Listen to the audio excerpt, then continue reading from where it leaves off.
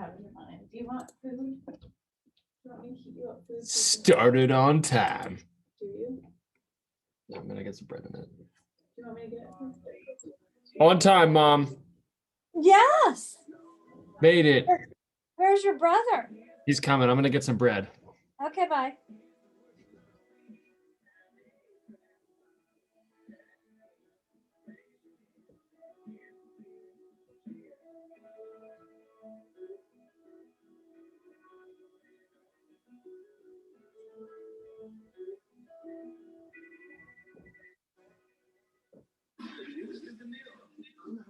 Oh, he's in the waiting room.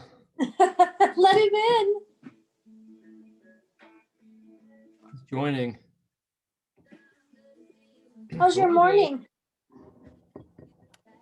Hello, everyone. Hi, Daniel. How is everyone today? All right. What do you have in your hand? Alexa, turn off. I finished some tea today, Oh. and it's the lid of the. It came in this it was like a cardboard tube, but it had like kind of a metal, like a thin metal lining on it, and this was the lid that went on it. Oh, I see. And I went to the kitchen and threw the rest of it away, and this remained on my desk. Ah. So, How's your Mom, day you'll be going, happy to then? know that I have named the duck you gave me What did you name the duck? Carnegie, because his hat is a melon. Mm. Very good, Daniel. Ours is on our bikes. I don't take my bike anywhere right now. It just sits downstairs waiting for lockdown to end. Well, is it Also, too cold everything's to covered in ride your snow bike? right now, so I don't really want to ride outside.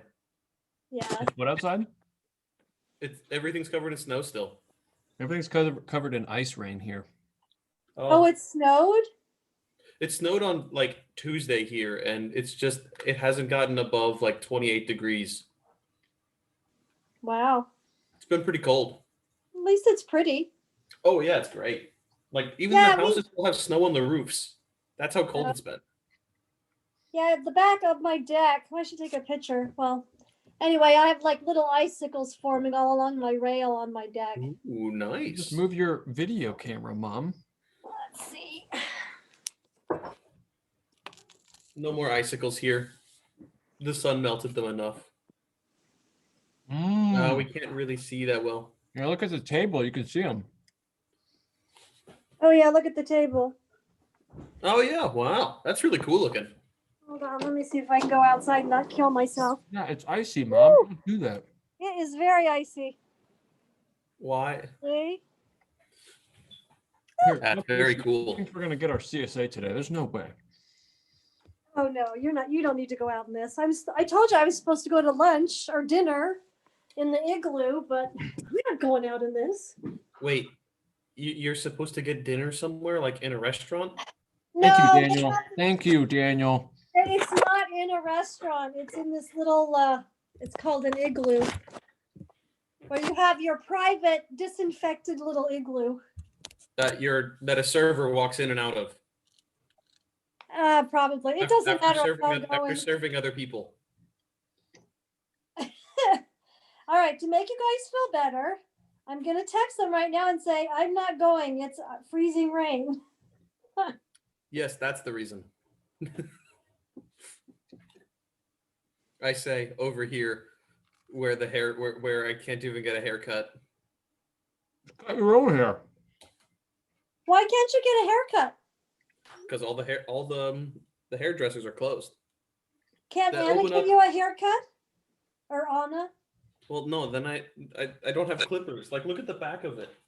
Why don't you order some clippers, Daniel? And you got some Billy Ray Cyrus hair, Dan. You are growing out that mullet. You look kind of like Oh no, Blake Tyler! Shelton. It's as long on the top as it is on the sides. If anything, it's longer. Like You're partying in the front and the back, huh? like my hair is just long. My hair's Like the long too. I back- can put it over my ear. Oh yeah, Tyler. I'm gonna cut it today. My roommate offered to cut it, but she went to her boyfriend's place over the weekend, and their clippers are broken. So yeah, that plan is out. I think you need to order some clippers on Amazon. I mean, it's 2 weeks. At this point, I may as well just wait. Wait for what? The hairdressers open up in the first week of March. Do you have an appointment? They're closed. How can I make an appointment? Well, you're probably looking at a month, Daniel. I mean, I thought about trimming my beard today, and it was like, what's the point of trimming my beard if the other part of my head looks like this? And I kind of went like, may as well Isn't just it like driving you crazy though? meh, it's fine. It would be me. And my hair's driving me crazy. It's not even half as long as yours. I mean, I'd like to say Daniel that has you him could, but that's a again. lie. It's real long, like real long. Can you like put some product on it to like smash it down? Do you know how thick my hair is, Mom? This is why I don't want to bother with cutting my own hair anyway, because it's so thick as well. It's like, nah. Okay. I can't use Tyler's haircut because I have a much rounder face than Tyler. I have a double head. What? No, but your face. Got a round part here and then another round part back there. Daniel, you have an oval face. That's what I mean. Like my face is much rounder than Tyler's, so it's No, an oval. oval. It's Yeah. it's oval. It's like this. I know. It's not round. I have a round face. No, I mean, but Tyler's face is very much like if it's an oval, Tyler's face is like a hockey rink. Like it actually, like it goes like straight up and down on the sides. It's well defined. Mine is an oval, like you say. So if I take Tyler's haircut, it makes my head look really big. Only because you have a beard. No, Oh yeah, your face wouldn't look as round or ovalish if you had. Why don't you at least thin your beard out? I mean it's still oval. It's still oval shaped right now. But it looks a lot better that way. You're gonna walk around with your hands on your cheeks. I mean it's really cold here, so right now I walk around with my face ducked, into my coat. Just wear your mask. I'm walking through fields, Tyler. Yeah, but it gets you warmer. But it makes my lips chapped The In the mask does? How could that be? because it makes them all moist all the time. It's like when you lick your lips, and when you lick your lips, they get more chapped. Mm-hmm. That's the same idea.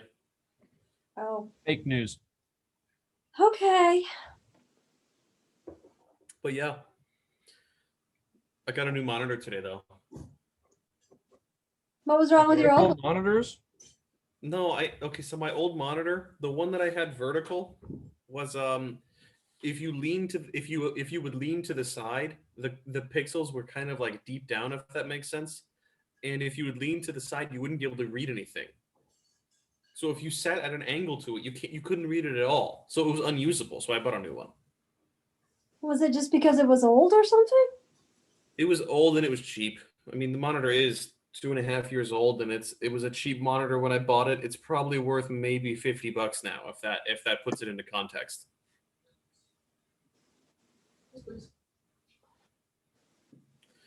I mean, I didn't spend that much. I spent like $120 on the new one. It's fine.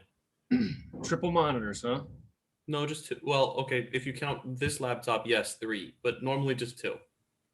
Have you set it up to be triple monitors yet? No, I don't have a place for that. Do you lose your mouse? No.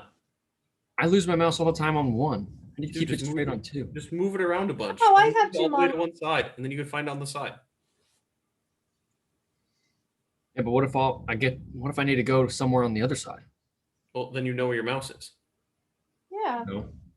Tyler, if you move it all to the if you lose your mouse and you just go always to the right, then you can just it's on the right bar somewhere. Yeah, but what if you need to go on the left? How sensitive is your mouse? Not very sensitive Well, why don't you fix that? because it's annoying. What do you mean? I don't understand.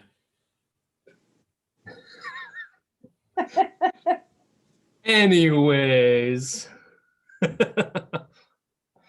Mom, so it was 1970.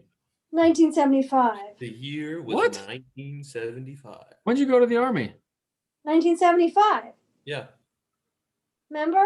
Because I graduated in 75. That's what we talked about. Well, really it was a week ago because last week Laurel and I just had memories. I like that. She got That to was set the really record fun. straight in a lot of things. Set the record straight. You mean telling two sides of the story?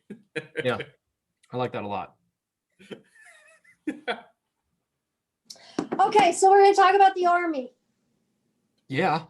Oh, no, we have to talk about this first. Okay, so this is the only picture that I have of Aunt Laurel, my mom, me, and then this guy's name is Kay. His name is Kay Dunford. He was like my first love. I met him in senior year. I think he's really cute. Anyway, so we went out for about a year. We got engaged. We were going to get married. And then I went off to the Army and I came back. I think I came back for Christmas. Anyway, I broke it off. Okay, so before we talk about that, I mean, there's a lot to unpack there. yeah, when you left for the Army, what was it like? What did they take you away on a bus? Like, what happened? Okay, so They flew you first class and you got a meal. no. The Army, Tyler. You're lucky if you get any meals. Yes, Daniel would. Yeah, that is not true. They feed you a lot in the military. I mean, my mom. I distinctly remember you telling me about SOS, and it's not exactly if this is nutritional, but does it qualify as a meal? You didn't have to eat it. There was always choices. Anyway, so yeah, the day I left to go to the Army, my boyfriend Kay drove me to the airport, which is like in Salt Lake City, which is 3.5 hours away.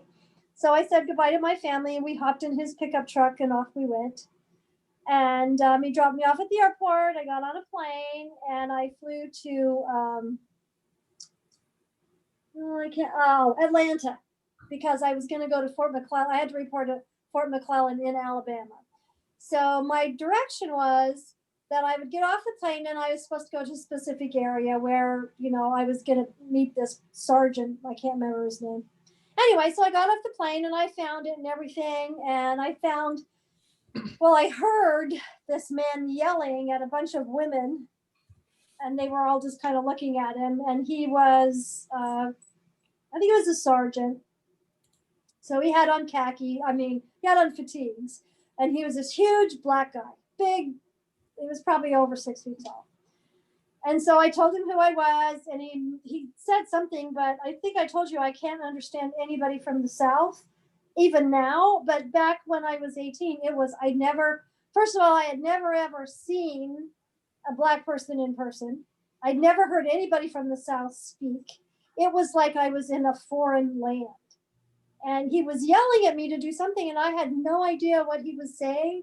And I remember I just kept saying, "Excuse me, what are you saying?" And he was just getting madder and madder and madder. And finally, one woman came up, and she said, "Honey, he wants you to stand over here." And so I'm like, "Okay." So I went over there and tried to stay out of the guy's way.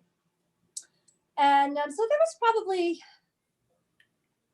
I don't know, I'd say there was probably at least 20 of us there that had come from all over the country. And, and he was supposed to pick us up and his job was to take us to Fort McClellan. So we get in the bus and I think there was like box lunches or something. Anyway, so we had some food and we got to Fort McClellan and it was a really long day. And we got off the bus and he deposited us outside, the bus, and my drill sergeant was there. And so she gathered us all up and started to tell us. Drill sergeant in 1975? What? You had a female drill sergeant in 1975? Yes, because back then they weren't mixed. The women were it was called the Women's Army Corps. That's why they were called WACs, Women's Army Corps. And then the regular Army. So yeah, we had actually it was all women in basic training. All the officers were women. Everything was totally segregated. So anyway, so she told us, what we needed to do and everything. And she told us where our barracks was. And we went up there and we just put our suitcases on each bed. And then we went downstairs. And then in the Army, you march everywhere. So we all lined up and she put us in our spots where we were supposed to remember where we were. And then we went off to get basically indoctrinated into the Army. We went to get all our clothing, even underwear was supplied to us. Everything was green or beige. It was horrible. And then I remember standing in like this huge warehouse where you got 2 sets of fatigues, 1 dress uniform, maybe 2 dress uniforms, and then we actually had PE clothing and stuff like that. And it was all green or beige. And this lady's holding up sizes. No, you're this size. No, you're that size. And they were just throwing stuff at us. And they gave us a duffel bag. This is my duffel bag. I do have it. You still have it? This is what That's I had to carry around. Wait, Mom, I'm confused about dimensions here. Like, Okay, This so- looks like it would drag on the ground if you're holding it. Okay, I'm holding it up. It's touching my toes. Okay, yeah. So it comes up to here. So what is that? 3 feet? 4 Yeah. feet? It's huge. Anyway, Wait, hold so on. all of our army belongings got stuffed into that, and we had to carry that. It also is a backpack. Okay. So let me show I you. mean, so I have some questions already. Wait, hold on. See, I even wore my fatigue shirt for you. Ooh. Okay, so yeah, so it turned into a backpack. So this is where how you got your stuff around. Oh my god, and there's no supports in it. It's just loose cloth. Oh god. Yeah, and the bad part is, whenever you went anywhere in my entire Army career, that's what you took. Okay, it is a suitcase, but it's got your name on it and your social security number. It doesn't. They don't do that anymore. Thank God. But anyway, so yeah, so we got all our clothes and we got stuffed in that bag. And then the next stop was your hair couldn't be below the top of your collar. If it was, then you would put it up in a bun or something like that. But my hair was like this length, right? Well, guess who got a haircut? And it wasn't a very good haircut either. I mean, you didn't have any choice. You know, they just lined you up, and I got a haircut. I mean, okay, so I have one question about the clothes. We're like, I mean, Mom, you are not exactly a tall woman. How were you relative in height wise to your compatriots in the Army at this point? Were you still like, I mean, I know you're an extra small. Were you an extra small then as well? Did they have, were you one of these smaller women in your platoon? Or in your, what is it? In your I think I was the shortest person. I'm pretty sure I was the shortest person. There was somebody that was a little bit, maybe an inch taller than me, but yeah, we were the shorties. Okay. So, my question is, did they have clothes that fit you? Well, okay, so this is the thing, like, so for the pants, the fatigues, it didn't matter because you stuffed them in your boots. But when you had on like regular pants or skirts, they had to be, everything is regulation, right? Everything. I think it couldn't go higher than the middle of your knee. So then you put on the skirt and then they'd chop it off and you'd have to go back after the alterations were done. So they were good about that because everybody, I mean, uniforms are very specific in what they're supposed to look like. And if the last thing you wanted was to have an incorrect uniform, because that would be really, really bad. Let's see what else we do. That was the first day. Anyway, so then after we got our clothing, the clothing that we could take with us. So there were also boots and shoes. We went to get those. Hats, you could not wear a hat inside, but you have to wear one outside. No exceptions. You always had a hat on when you were outside. And that's still true in the military today. Sun kills. Sun kills. No, it was part of the uniform. I don't think they care. Well, when we did PT, we didn't have to wear a hat. That's totally not true. But I feel like that defeats the purpose then. yeah, but no, you always had to wear a hat. That was really kind of odd for me. But anyway, and so then the drill sergeant, I really liked her. I thought she was very fair. But in the beginning, you have a bunch of women and everybody's like checking out each other, trying to figure out who's going to be the top boss. And, and so it probably only took drill sergeant maybe a couple days before everybody knew that you weren't going to screw around with her, because if she didn't like something you did or you didn't listen, the punishment was push-ups. There were some girls in my platoon that never ever got off the ground. They were always doing push-ups because they were always in trouble. Always, always, always. They just kept pushing, and she wasn't going to put up with that. So I only had to do push-ups one time. What was it for? Well, as a punishment. And that was, I think it was 6 weeks of training, and it was probably 5 weeks into it. And it was only because she said she had never made me do them before, and everybody had to do them at some point. Which I took great offense to, right? Yeah. You followed the rules, and she was like, Yeah. She's like, what did she call me? Private stock. You've done no push-ups. It's time. It's your turn, or something like that. Your day is gone, or something. And you couldn't do anything, right? You had to just do it. It's almost like listen to the commands, and we're like, okay, we'll just do that then. But I was the only one from the West. Most of the women were from the South, or there were a few people I remember from Virginia, maybe, but I was the only one. Actually, there was somebody that was from California, but I was the only one from Idaho. Let's see. Okay, so we got all our clothing. I'm sorry. Did you have like a mountain accent? Like, is there like an Idaho accent? Okay, well, the girls, or whatever you call them, my teammates, they all thought I was a hick from the country because I talked so weird. But I all thought, well, I couldn't understand half of what they said anyway, but I couldn't, it was like they had marbles in their mouth. And they called everybody honey and baby, and I'm like, what is going on? It was pure cultural shock. And they thought I was a country bumpkin. They thought that I was like some mountain crazy person. But they did kind of take me under their wing, though, because I couldn't understand anything that these people were barking at me. And, they would kind of take me under their wing and tell me what it was that they wanted me to do. Drill sergeant, thank God, was not from the South, though. You could understand her. I didn't have any problem with her, thank goodness. Her corporal, she was from the South, and I hardly could understand her either. But anyway, so we got all our uniforms and everything, and the rule was you had a little tiny area. You had a bunk. There was I guess a locker at the bottom of your bed, and a little tiny locker about this wide where you hung up your clothes. You could put your civilian clothes if you wanted to in there, but you really didn't want to, because all the Army stuff had to be washed and pressed and hung up perfectly. And if it wasn't, then you were doing push-ups. So the day started usually at 6 o'clock in the morning. By then you had to be up, dressed, everything put away, your bed made by the time drill sergeant got there to do inspection.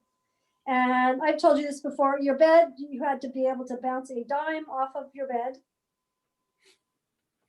which I never had any problem with because I thought that was very cool, right? But so what that meant was when you had free time, you never sat on your bed, right? Because you didn't want to screw it up. And as soon as we walked in, because we wore fatigues the whole time, even though it was like so ungodly hot, I thought I was going to die. But when you had free time and you went back to the barracks, you took your fatigues off because you didn't want them to be wrinkled. Because if you were wrinkled, you were also doing push-ups. I mean, it was crazy. Yeah. But it was so hot. I remember looking out the window in the barracks, and we did have air conditioning, but it was so hot that the water was just running down the inside of the window because it's cold inside and hot on the outside. So this is Alabama, and this would have been early June. So it's not even really, really that hot yet, but it got hotter and hotter and hotter as the time went on. Let's see, what else do I want to tell you about that? Oh yeah, so, and I told you we marched everywhere. That's all we did, right? We marched here, marched there.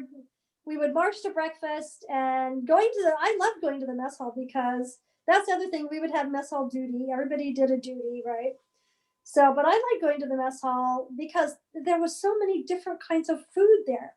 I'd never seen half of it. I told you the story about eating grits, but I thought it was oatmeal, and I put sugar and milk on it. And the black girls just laughed and laughed and laughed at me. They're like, "Girl, what are you doing?" And I was like, "This is the worst oatmeal I've ever tasted." And they thought I was just a hot mess, which I thought. Well, I mean, from their perspective, Mom, you kind of were. I said, "What are grits?" And they're like, "Where are you from?" I'm like, Oh, But Grix, it did really make me realize, how sheltered we had been at home growing up, because we didn't have a lot of choices of what we wanted to eat, right? But the mess hall was huge, and we all had to always stay together. But you could go back and eat whatever you wanted. I mean, if you wanted to eat cake and that was it, that was fine. You paid for it later, but it was up to you to eat a balanced diet. Nobody was forcing you to eat, collard greens or whatever. But they did have those too. I learned really quickly I wasn't eating any of those. But the black girls kind of showed me the ropes and told me what was good and what wasn't. So, but that was, it was just, I mean, I'd never had them before, so how was I supposed to know, right? Okay, so what else? Oh, PT. We did PT every day. Were you here? Do you remember when we were talking about PT, Tyler and Mike was here? I think. Oh, he was making fun of you because he never had any. Yeah, he said PT in the Navy was how many pancakes you could eat or something like that. He wasn't kidding. Yeah. I know. I was like, what? Oh my God. Mom, there's a joke about PT and the different branches of service, and like there's the joke in the Marines. It's like, okay, PT starts at 6 a.m. in the Army. PT starts at 7. In the Navy, it starts at 9. In the Air Force, you kind of get up whenever you like. Flight school starts at 11. Well, that's not what Mike said. I guess their PT was eating pancakes. I don't know. But he was dead serious. Because this is the thing with Mike, whenever he says this, that's a fact. He's telling the truth. And that's what he said right after that. That's a fact. I'm like, oh my God. No wonder. But anyway, we had to do PT every Did you make fun of day. the other branches of the military while you were in boot camp? Say what? Did you make fun of the other branches of military while you were in boot camp? No, are you kidding? We didn't make fun of anybody or anything. Yeah, no, you just kept your mouth shut and did what you were supposed to do and tried to survive 6 weeks. But anyway, so we had PT every morning and sometimes at night too. So we would get up in the morning and we'd do they called them parade exercises, drill exercises, which I loved because I was on drill team at high school, right? So I was like all into the drill. I could turn and do those right face, left face, about face. It was great. And all these girls are like tripping over their legs and everything. So I was good at drill. I was really good at drill. I loved drill. And that made you super popular. Yeah, they still certainly thought I was a freak after that too. Yeah. Don't know what grits is, but you can drill. I can do it about face.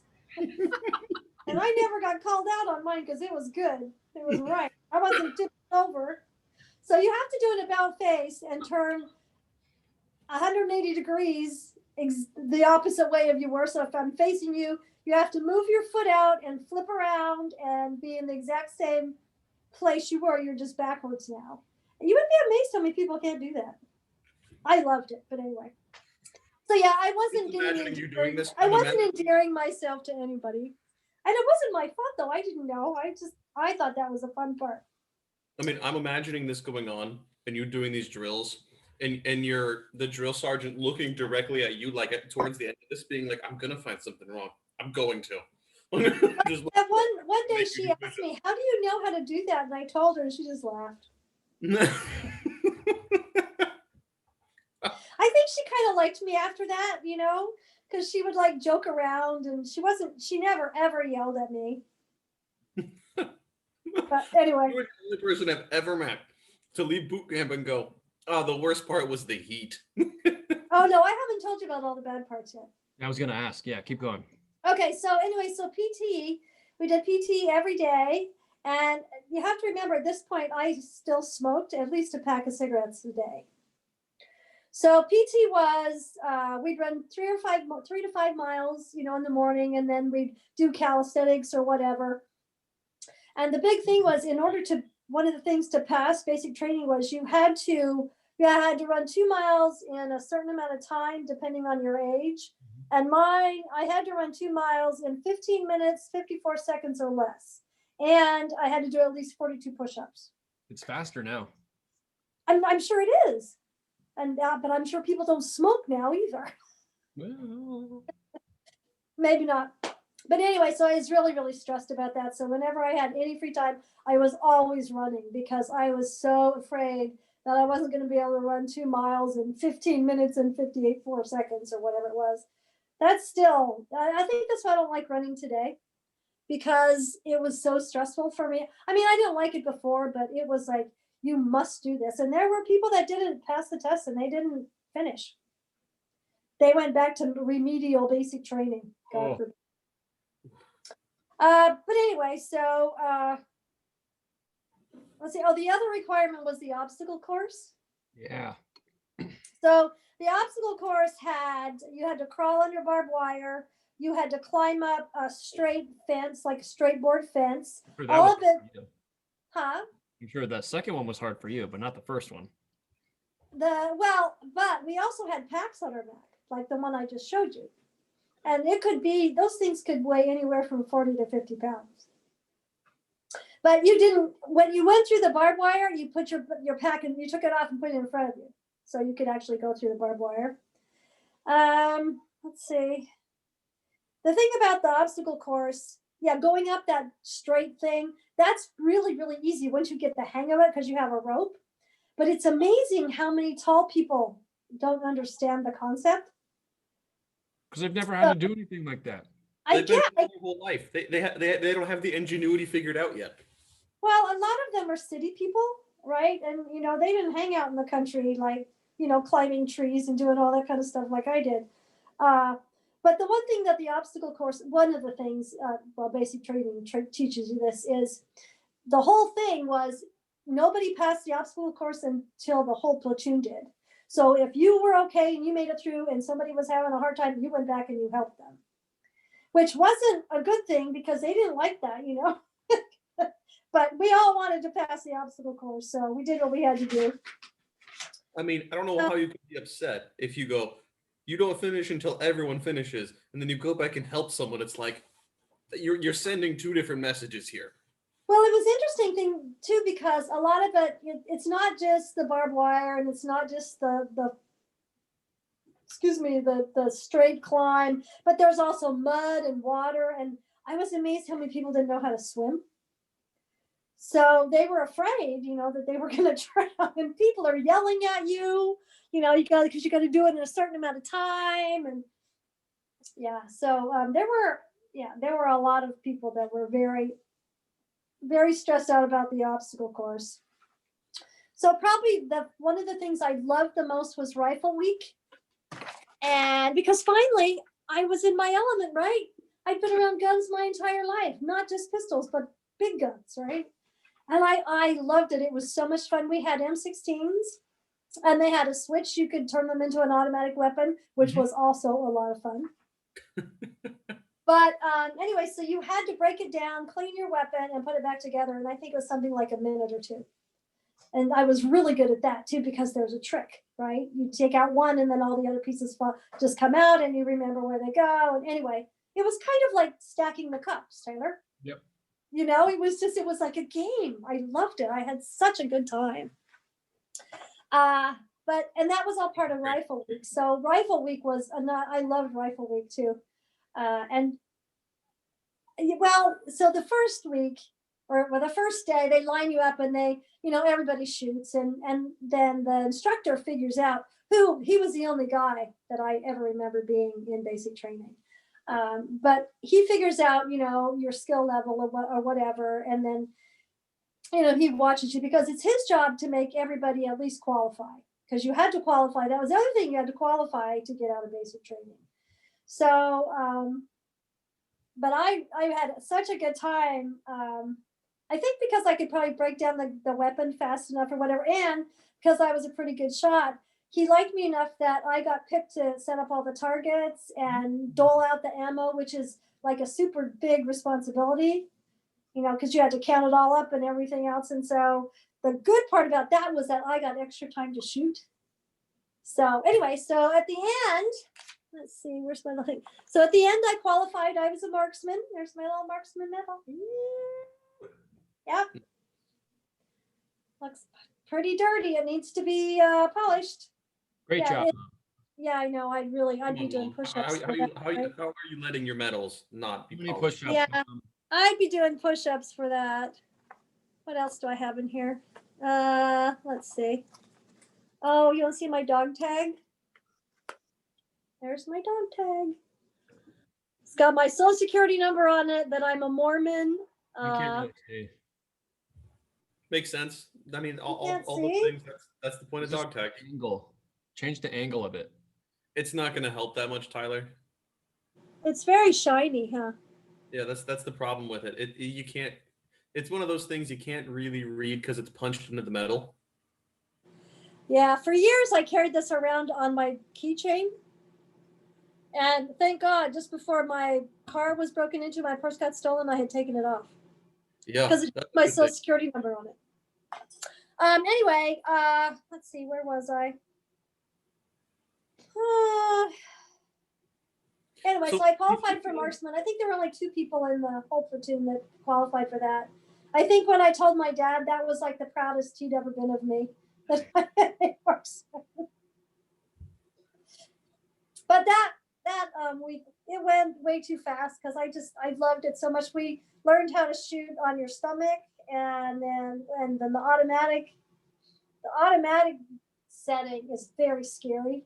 And that's the other thing, when you get a bunch of people that have never been around guns before on a rifle range, and it wasn't like going to a rifle range here, you know how you have your little enclosure where you're safe. It was just, we were in a big field. Okay, that was it. So nobody got shot, thank God.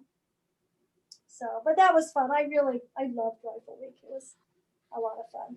And then the other thing that we would take our packs and we'd do night maneuvers, and we would be out in the swamps, and there would be tons of mosquitoes everywhere and everything. And that was when we were sitting around the fire. We had finished doing whatever we were doing.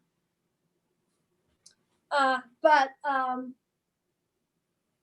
we're just watching, around the fire, people are talking or whatever. And I kept seeing these little flashes of light across the river. And I was like, oh my God, somebody's out there, because, other people were doing maneuvers too. And I was like, oh my God, I wonder what they're going to make us do. And I'm looking, I said, look, there's somebody's cigarette. And this black girl next to me, she's like, what are you talking about? I'm like, don't you see those flashes over there? What are they? And she's like, they are fireflies. I've never seen a firefly before. I was like, really? What's a firefly? That's why I'm so in love with fireflies here, because it's too cold in Idaho for them. I just thought they were the coolest things. And so then one of the girls actually caught one and brought it to me. And I was like, oh my God, look, it's blinking. Anyway, I was a freak. Well, they're not here anymore either. It's really hard to find them now. Oh, I think I only saw a couple in the summer now. Yeah. Where'd they go? Further south, probably. That's kind of strange. Oh, that's kind of sad. I remember, we used to trap them in jars. Yeah. Just so many. Yeah. Save a jar. Yeah, and then they'd go out through the hole and be all over your room at night and scare you. Yeah, that only happened once. We figured that out. Tyler, you are like, I don't know how you were such a scaredy cat at night. Like, I was scared of the dark, but all the stories from the night are from Tyler being scared of the bugs and scared of the cat. Like, I think it's because it was crawling. They were crawling on him or something. Yeah. Moved around, and then all these things lit up as they left the bed.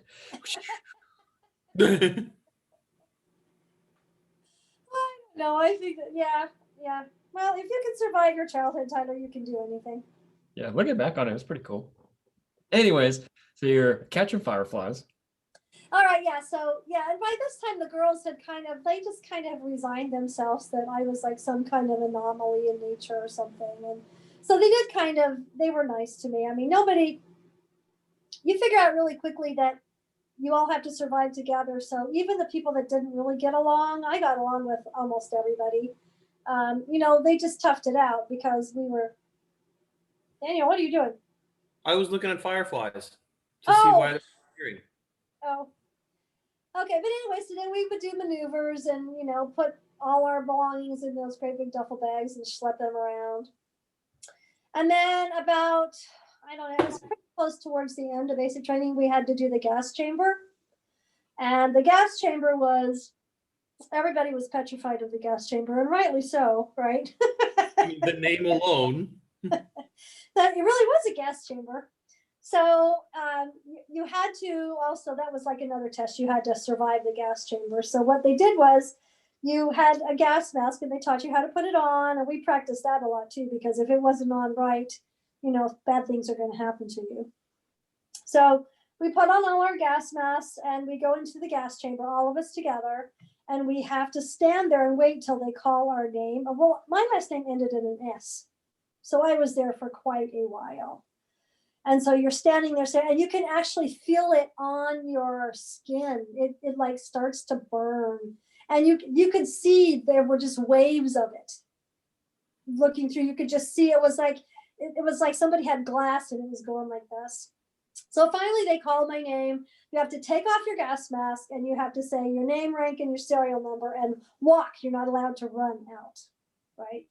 So they call my name. I take a big breath. I take my gas mask off, and I made the mistake of opening my eyes, and I blurted out my name, rank, and my serial number, and I'm walking, but you're not really supposed to open your eyes till you're done.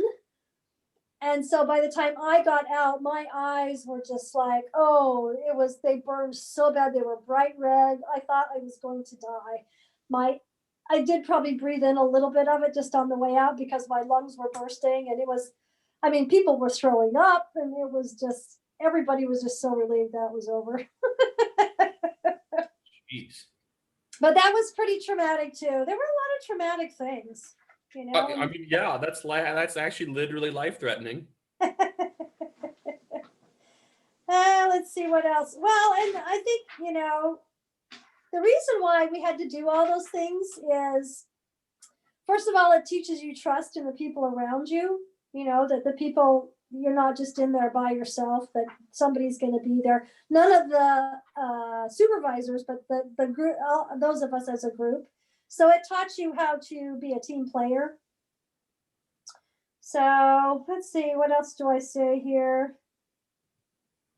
Oh, yeah, that basic training was only 6 weeks, but it seemed like it lasted a lifetime. But by the time it was over, the last day, the second to the last day, we were actually allowed to go out. So we had not been anywhere, but, you know, we'd been through blood, sweat, and tears the whole 6 weeks. We were allowed to go to the NCO club. So everybody put on their dress uniforms and, you know, shaved their legs or whatever they did. I don't know. And, you know, off we went to the NCO club, which is basically just a great big bar with a dance floor. But we had a very good time. And there were guys there because they were doing their basic training in Fort McClellan, but just not near us. So there's only one NCO club. So everybody was mingling and talking. And it was almost like being a real person again. I think we all are looking forward to that moment. Yeah, really. Yeah. So then, while we were at the NCO club, you know, we were talking about, you know, where we were going next and all of that, because basic training is just the beginning. So when you first start thinking about joining the military, you have to, I think I told you, you have to pass physical, and you have to take all these tests. So when I took all my tests, it's kind of like the SAT tests where they're trying to figure out, you know, what you're good at and, you know, that kind of stuff. So mine came out that what they say, my highest scores were like in independent thinking, logical thinking, problem solving, that kind of stuff. So I had a couple options. I could be a clerk typist because I could type over 100 words per minute. I didn't really want to do that. I could be a turret mechanic, which I'm like, what's a turret mechanic? And they told me what it was, and that sounded very cool. And then I think, I can't remember what the other one was. But anyway, so I thought, you know what? Well, I joined the Army to see the world. I really wanted to go to Europe. So I said, okay, I'll be a turret mechanic. So that's what my MOS was, 71 Lima. So I was going to be a turret mechanic. And everybody else they were going to go off and do, you know, a lot of logistics. That was the other thing they said that I would qualify to do. And I thought, how boring is that? But that probably would have been the one to get me overseas. But I didn't know that at the time. And I'd been changing my oil in my car for years and everything else and, you know, fixing stuff. So turret mechanic sounded pretty cool to me. So Do you know what a turret mechanic is? Yeah, someone who fixes tanks. Okay, but not tanks, just the thing Artillery. that what? Artillery. The turret is the thing where the ammunition comes out of. Yeah, that thing. That's the barrel. So that, huh? I thought that was just the barrel. I thought a It's a turret was turret. a fixed, It's was a like a turret. fixed object, like a turret, like as in like a fixed mounted gun on typically a non-moving object. Right, but the turret moves. It goes around 360 degrees. Yeah, it like swivels. It's like in a fixed position, and you mount it somewhere. And like bunkers have multiple turrets in them. Like a machine gun nest is they are technically, well, they're machine guns, but if it is a fixed gun, it is then a turret. Anyway, that was my MOS. So I was the only one that's going off to be a turret mechanic. I can't remember what they all were going to be, but You But really my- were the black sheep. huh? You really were the black sheep there. I know. Well, I don't know. Everybody was going off to do their own thing. Yeah. But anyway, so I don't know why anybody calls my house phone anymore. Hold on. Call from Nobody. Stop. Oh well. Anyway, so my next assignment was going to be Fort Jackson, South Carolina. So we all went our separate ways, and I never saw anybody else from basic training again. Really? Yeah, that's not that unusual. No, because we were, just going off and having our own thing. I mean, when I talked to Jeff, he said the same thing. Like, he doesn't talk to the guys from basic. You just did basic. Well, because it was basically survival, and we were just trying to survive together because that was, what you did. Oh, here's my little thing that goes on that went on my hat. Nice. Cool. And let's see what else can I show you. And it's really, I should have polished this before I showed you. That's the Women's Army Corps. This is by U.S. Army pin. They went on both sides of your collar. Oh, let's see. When I left basic training, I was still a private. But when I was at Fort Jackson, I got promoted and I was a PFC. Yes. Ooh. Instead of an E1, I was an E2. Hot dog. Well, Yeah. you got to climb the ranks somehow. Well, right. And I was only in for 2 years. By the time I left, I was a Spec 4, which is kind of like a sergeant. I would go. Nice. So, any questions? What was the worst part of basic training? Not being able to understand people when they spoke, and not being believed that I didn't understand what they were saying. Oh, yeah. They thought I was looking back on it, they thought I was some white girl who thought that she was better than everybody else. But I Now- really wasn't. When you were there, did you guys have like homies where you had each other's backs and stuff like that? Like little groups, little cliques? There were some people that kind of hung together, and mostly I usually hung out with the person because we were lined up alphabetically. Her last name was Stryker, I think her name was. Yeah, so I hung out with her because I was always next to her, and our bunks were next to each other. Oh, the other thing I forgot to tell you about was Inoculation Shots, right? So every couple of weeks we'd go get some other shot, and there were a lot of women there that had never had vaccinations or anything like that. I know, it was crazy, right? So we would line up, and there would be this one lady that was always in front of me. She was a short black lady, and she was petrified. Where did Dana go? He's doing something. Oh, anyway, she was petrified of needles. And so we would be lined up, and, they'd go marching through, and they would give you shots in both arms at the same time with a gun. Wow. And so, and you could see it happening in front of you. Like, people go through and go bam, bam, and then they'd keep walking, and the next person, they hit them. And so this woman in front of me, she gets up there and she's like, oh my God, I'm so afraid. And they gave her shots in both arms, and she passed out, went down right in front of me. I'm like, holy shit, what am I supposed to do?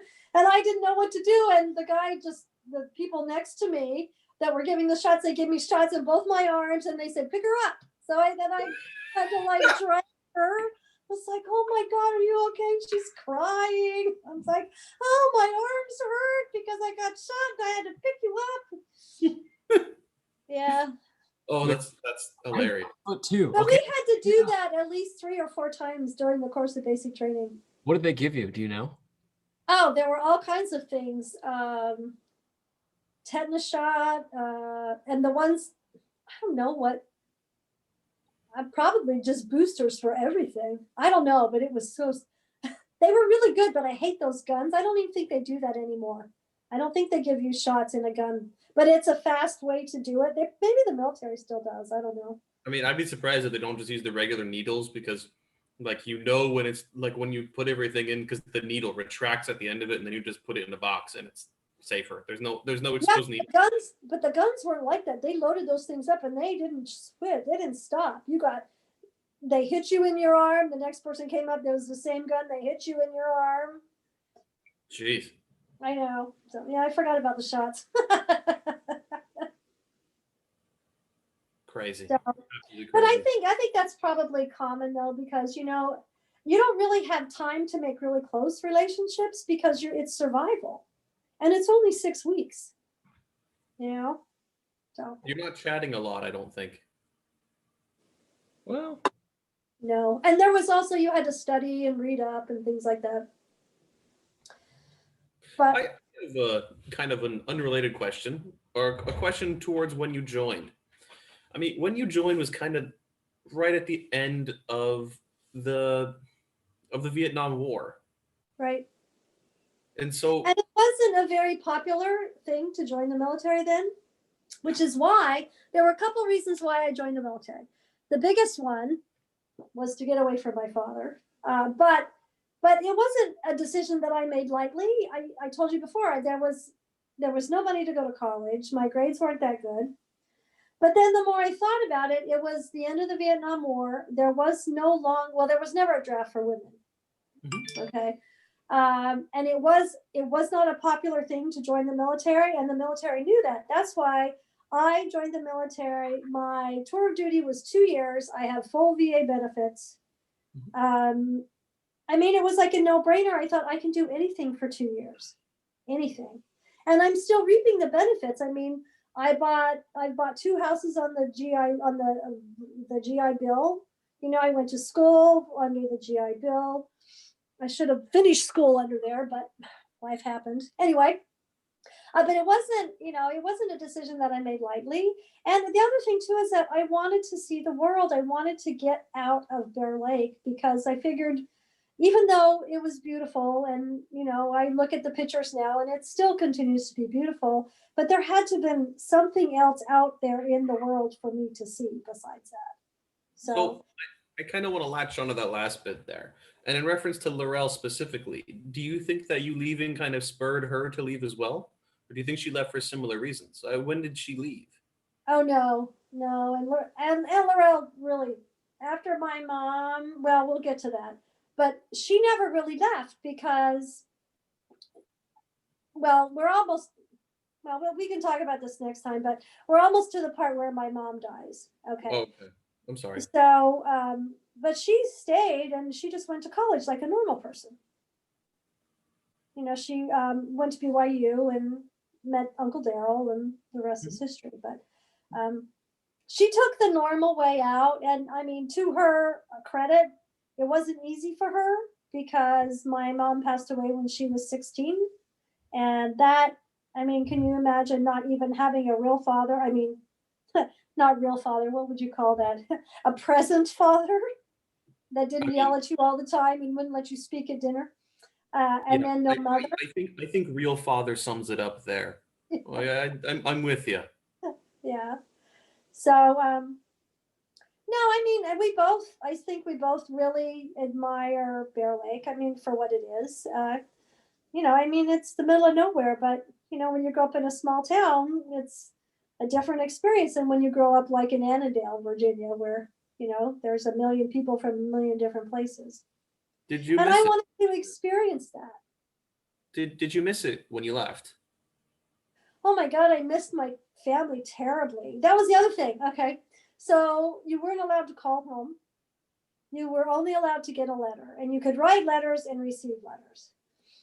And mail call happened almost every day. And some people got letters every day. And let me tell you, the worst thing is to have to, because you had to stand at attention till all the mail was gone. To have day after day not to have your name called. And that is horrible. Horrible, horrible, horrible. And then even after, when I got to my next post, we actually had a mailbox, individual mailboxes as you go down. The worst thing in the world is to look in there and see nothing for days and days and days. Yeah. So no, I missed my family and I missed my friends and I missed my boyfriend horribly. How'd you deal with it? Huh? How did you deal with it? Well, a lot of the time, I mean, it wasn't like we laid around to watch television. You know, there was no television. I know. A lot of the time you went out, you ran, you walked, you sat down and you wrote a letter and mailed it off and hoped that somebody would write you back. My mom probably was the best one to write letters, but she wasn't a big letter writer either. My boyfriend, I think maybe one letter he sent, I don't know. And Laurel, Laurel and I weren't on really good speaking terms then because, she was trying to be 16 or 15 and thought she was all that. And I was 18 and knew I was all that, so. The way teenagers are. Yeah, we were just kind of jerky to each other for many years. So, not in a mean way, but in, like how you and Tyler are, Siblings are, it's tough. It's really tough to be a sibling. It's easy, Mom. Yeah, right. I will say it's easier to be the oldest. Comes in time. There is always a gap here. I think everybody, everybody struggled with loneliness, and there were lots of people that cried themselves to sleep at night. That was also bad. I forgot about that. I never did that, but lots of people did. Yeah. And then there were also women there that, had families, like had little kids, Mm-hmm. So then on graduation day, this is the other fun thing. On graduation day, which just means everybody marches around the parade field, forever. But families could come to graduation. And that was kind of cool to watch, because some of these women, I had no idea, had like 2 and 3 kids, and their kids would be there and everybody be crying. And I mean, it wasn't a decision. It wasn't an easy decision to join the military, but I couldn't imagine being a Black woman from the South with 3 kids. I mean, she probably didn't have any other choice, right? And if you can make it, you're guaranteed a job, Yep. So none of that I knew even, we talked a little bit about discrimination because I didn't really, I think maybe I was lucky or unlucky that I didn't really grow up around too much discrimination, but I did see a lot of it when I got to Alabama. It was amazing. I'd never experienced that before. And I would just, people would, like when we were in the NCO club, people would make some kind of nasty remark to somebody that was in my platoon that happened to be Black. And I'd be like, what is wrong with you? And they would just look at me like, oh, where are you from? So. Alabama.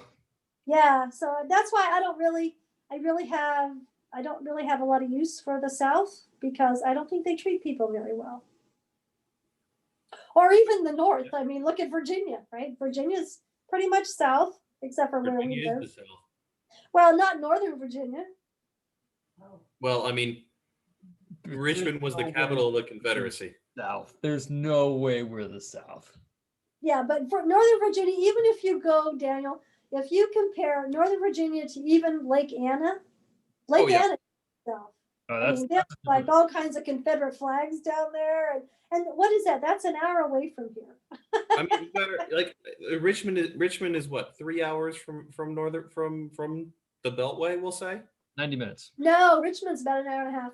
Yeah, Richmond was the capital of the Confederacy, and I think up to like 5 years ago, they had a statue of Jefferson Davis, the president of the Confederacy.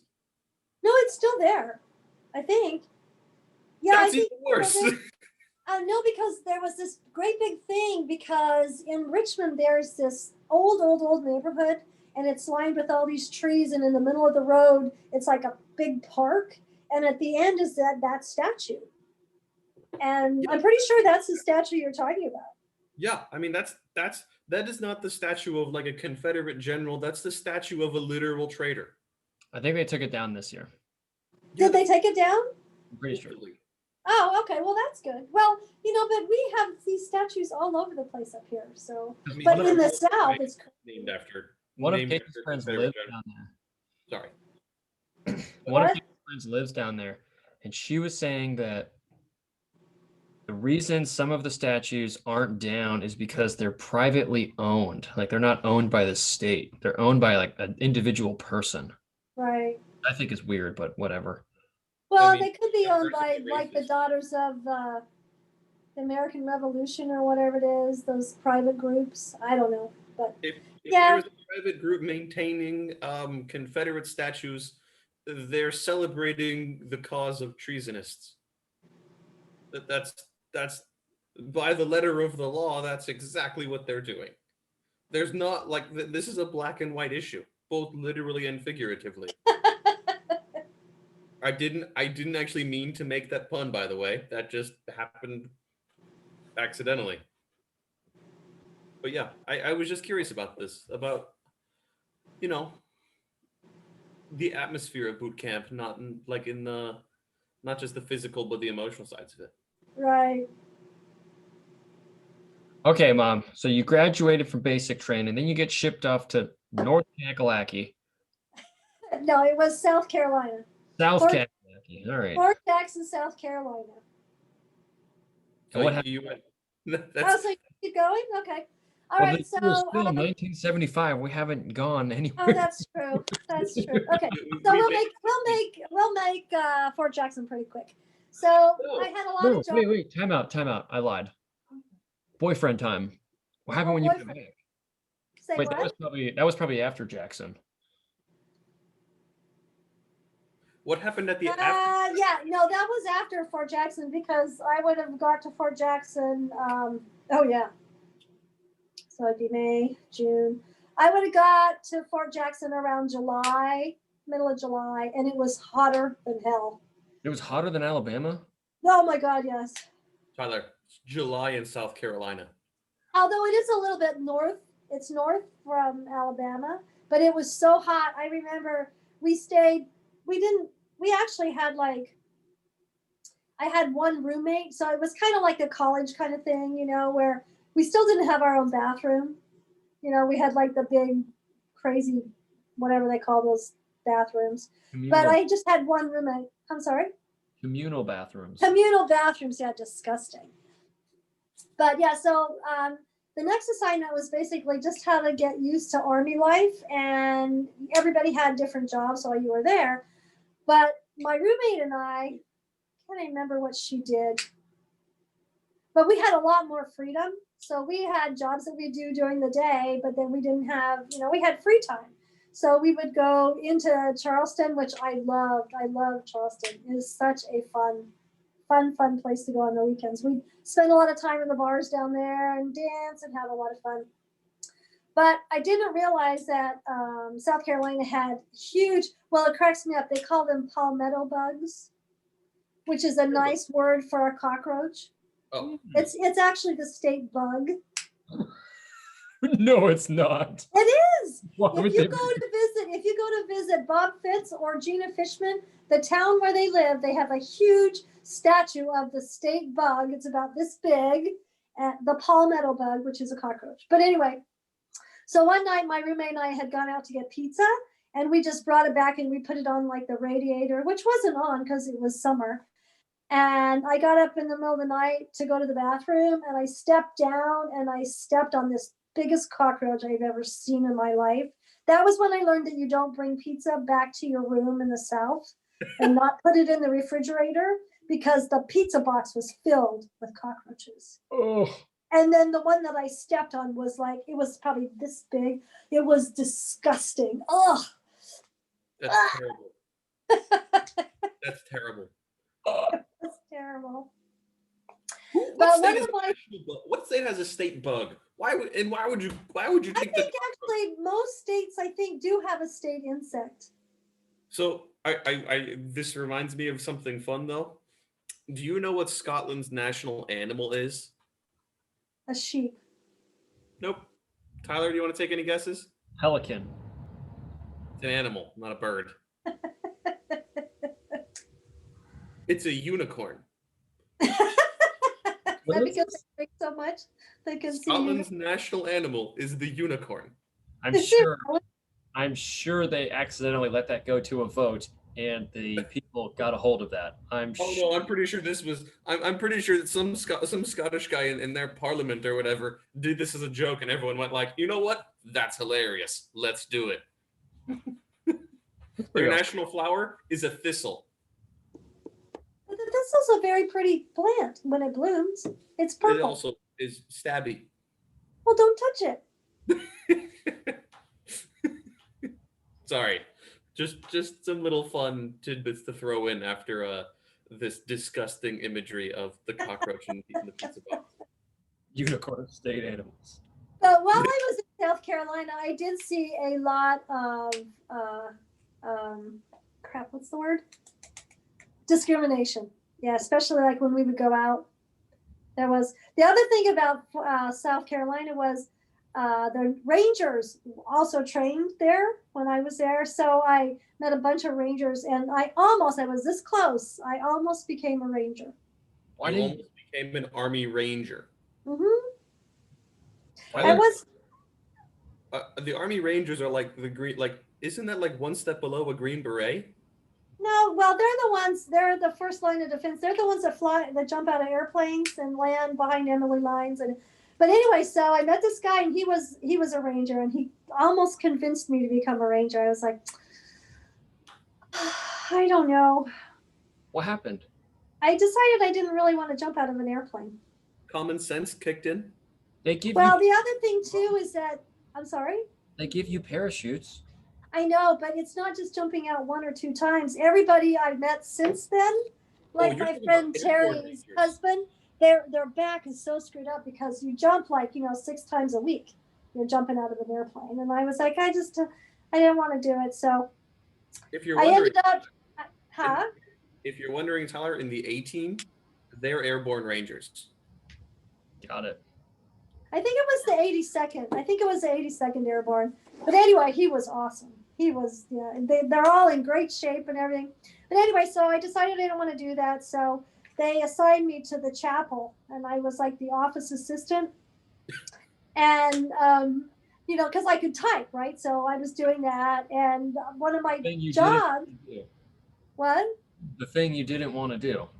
I know, right? It gets better or worse. Anyway, so the other thing that was my job was the chaplain needed help setting up for Mass. And so I would help set up for Mass, which is very interesting because in the military, the chaplains are, I think they call them non-denominational. So they kind of speak to every religion. But that's when I first found out what the communion thing. Remember, Alma used to get mad at me because I called them the Catholic cookies because they had that wafer. Because that's what the wafers were. And it was my job to set out all the wafers and everything and put the wine in the goblets. And the priest, or the chaplain, had a drinking problem. So 9 times out of 10, he would be asleep at his desk when it'd be time for chapel. And I'd have to go in there and wake him up. Here I am, right? I'm 18 years old. And I'm waking up the chaplain. It's like, it's time for Mass. I mean, I don't think I've ever heard of anything more like like having the sheets ripped off, the covers like thrown over, like this is the most like eye-opening experience I think I've ever heard anyone describe for any religious experience ever. He was a very, very nice man, but he led a very lonely life, right? Because he wasn't married, and the chaplain usually doesn't hang out in the bar, I guess. I don't know. But it didn't happen all the time, but there were a lot of times that he would, go have a little drink before Mass or service or whatever it was they called it, and I'd have to go find him. But anyway, so after I did my time there, then it was time to go off to Fort Knox for tort school. So I was probably in, Turret huh? school. You're What? at Fort Knox for turret school? Okay. Yeah, I think I was only at Fort Jackson. It was probably, I don't know, it was probably like 6 weeks.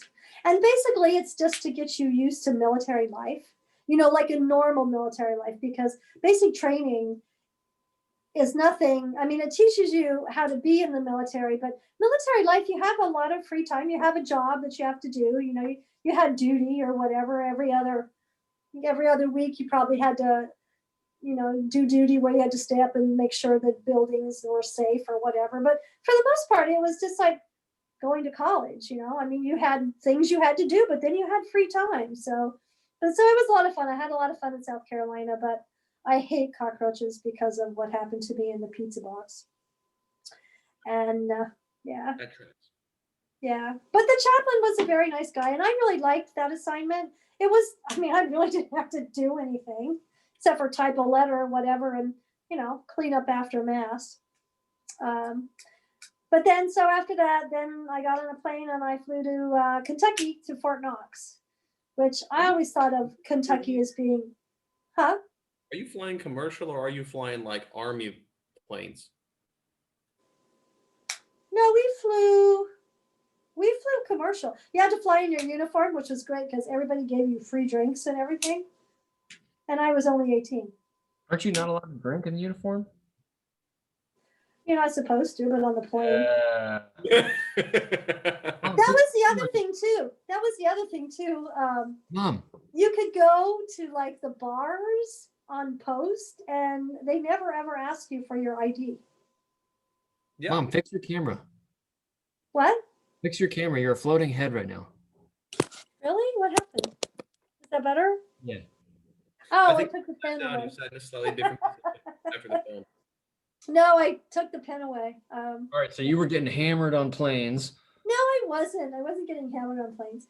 So one of my favorite stories of flying in uniform, though, I was sitting there and this guy sits down next to me and he's also in uniform and he has a little briefcase. And I say hi, he says hi, we're just sitting there and he says, I have something very important in this briefcase. I'm like, really? He's like, yeah. You want to know what it is? I said, no, but I could report you for even telling me this. And he's like, oh, yeah, I was just kidding. I'm like, yeah, sure you were, buddy. Yeah. But, yeah. Yeah, that's somewhat trustworthy. Yeah, isn't that scary? So anyway, so about that time, by the time I got to Fort Knox, it was I was really mad because I missed the Kentucky Derby because I've always wanted to go to that. And the Kentucky Derby is in May, and I got there probably in August. No, it must have been September. I probably got there in September. Anyway, and then it was going to school all the time, learning about turrets, and it was okay, but the fun part was when we could go out on the field and actually practice, right, with the tanks and everything.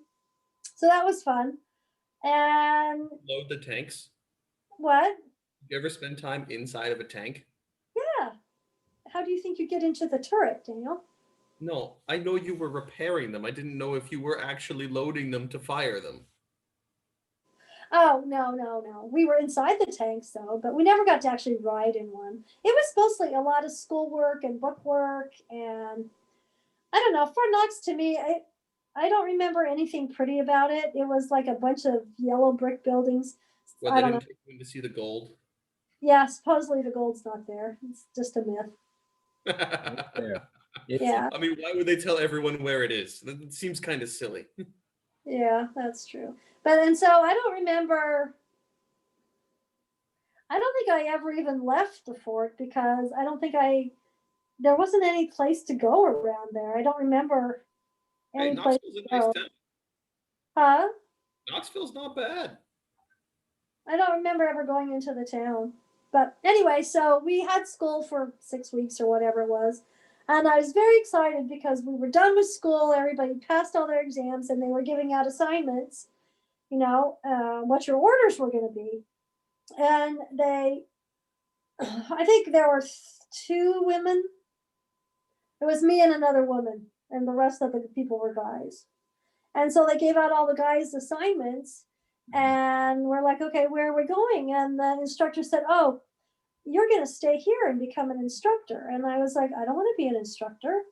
I didn't sign up for that. He said, oh, well, we don't send women to the field. And I was like, what?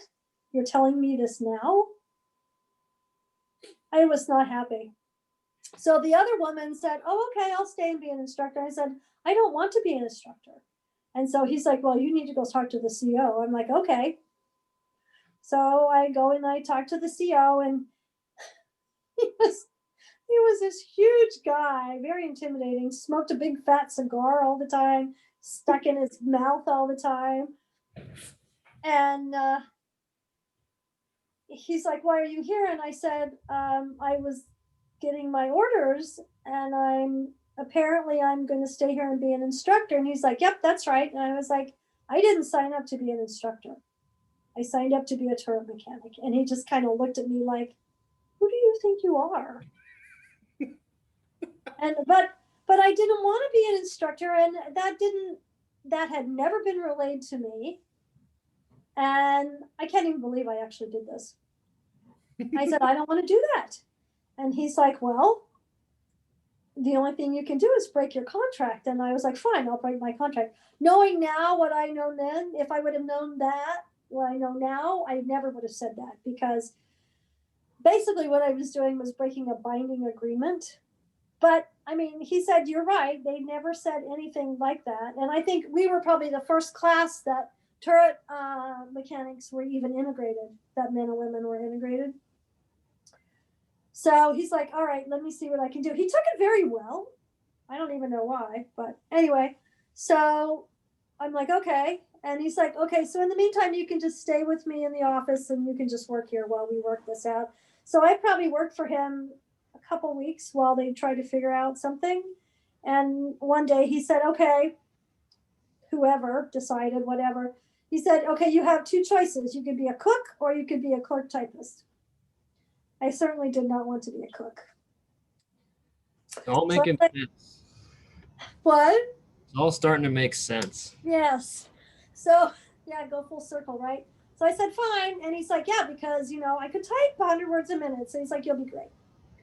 So I stayed in his office till they could, I don't even know. I was probably there a good month. Oh, the other thing that happened when I got to Fort Knox, I forgot this part. So when you're on the plane, you put your duffel bag on the plane, right? And, you're supposed to pick it up when you're done flying. My bag never arrived. So, yeah, so I had the clothes on my back, basically. With your social security number. Nice. That was back in the day where nobody cared. Oh my gosh. So for about 3 weeks, I didn't have any clothes. So I went to the PX when I first got to post, and I didn't have very much money because I didn't have a credit card. That was the other thing. So I went to the PX and I bought, I think, a set of fatigues and boots. And then I bought a couple pairs of pants and a blouse or something. And then I just kind of limped along until my bag finally showed up. I was like, oh my God. I didn't have a toothbrush. I didn't have anything. Oh man. I remember having to borrow my roommate's iron to iron the fatigues. I didn't have any, it was terrible. But anyway. So anyway, over the course of time, the CO and I got to be really good friends. I mean, he turned out to be a very nice guy. He was older. He was he must have been in his 40s, 20 years older than me. And so he would take me, when he'd go do his CO things, I'd ride in the Jeep and everything. And he was just basically a really nice guy. I kind of became like his assistant while I was there. If I were to guess, the reason why he liked you was because you stand up to him and said, fine then, I'll leave. Well, and no, I didn't say that. I couldn't leave. I know, but you were like, fine, I'll break the contract then. And he probably, if I were to guess, he's this big guy holding the cigarette, and Mom, you're 5'2" standing up to him going like, yeah, and like. Well, I didn't really stand up to him, but I just pointed out that was never part of my contract to be a teacher. And I mean, he could have forced me to do it, but I don't know why he didn't. I mean, it's unheard of to break your contract, Daniel. That is Oh, I know. my story. People look at me like and go, no, that didn't really happen. I'm like, yeah, it did happen. Because anyway, so finally my orders come and I'm so excited. I'm thinking maybe I'm finally get to go to Europe. And it was to go to Fort Myer in Virginia. Nice. Kind of a different country. It was, well, I loved living on Fort Myer because at the time, and that's where the old guard, the barracks is, but the old guard are also the ones that do all the funerals. Yep. And at the time, they had a huge stable of horses. So I would walk across and hang out, you know, just say hi to all the guys, and then I'd hang out with the horses, or I'd go running through the cemetery. It's such a beautiful place to run. And, you know, if you had a bad day, you could just walk and walk and walk. And, you know, there's all kinds of cool things in the cemetery. But anyway, so my orders were for Fort Myer. So I called my cousin Glenna, who actually lived in Virginia at the time, and told her I was coming. So she picked me up from the airport and took me to Fort Myer. And my roommate was very nice. She actually was a cook. Nice. It was great, though, because when you're, you know, not very high rank, you get the crappy jobs. So she would work all night and then sleep all day. So I'd be gone all day. And so it was like I had the whole room to myself. I think we even had a bathroom then. Yeah. So that was good. But anyway, so every day I would catch the bus to the Pentagon because I was working in the Pentagon. My office was, you know, where the plane crashed in the Pentagon. It was right there. Wow. Yeah. And I worked with a bunch of people. I was only one of two people in the military, but the rest of the people that worked there were civilians. I worked in the mail room. Ooh. Well, And I had many jobs, but mainly I was typing 100 words a minute. So, and it was all right. You know, I mean, there was lots of cool things. I remember Reagan coming to visit us to speak in the middle of the Pentagon. There's an open park area. Huh? there's a Taco Bell now. In the middle of the Pentagon? Yep. Dead No, center. it's on the concourse. It's not in the middle. In the middle is a park with a bunch of big trees and pigeons. But anyway, I remember him coming and speaking. That was pretty cool. The Pentagon is very cool because it's, you know, it's five layers, five levels. And the way it was designed, they built it that way. And in the middle is a hole, right, is the park. But you can get anywhere in the Pentagon in like less than 15 or 20 minutes, just because the way you can go up through the stairs and around. And it's like, it doesn't take you any time at all. But the Pentagon was very cool. Even before they built the metro there, the buses would come up there. And there would be like this little shopping center. It's called the Concourse. That was where the military people, that was where you went to the doctor. There was a dentist there. There was a jewelry store, drugstore. Everybody got their uniforms cleaned there, dry cleaner. There was a beauty parlor. There was a place for men to get their hair cut too. Shoe shine people. I think a lot of that's still there, although I don't think anybody can go up there anymore. Hey, I think this is a pretty decent place to stop. Sorry, Tyler.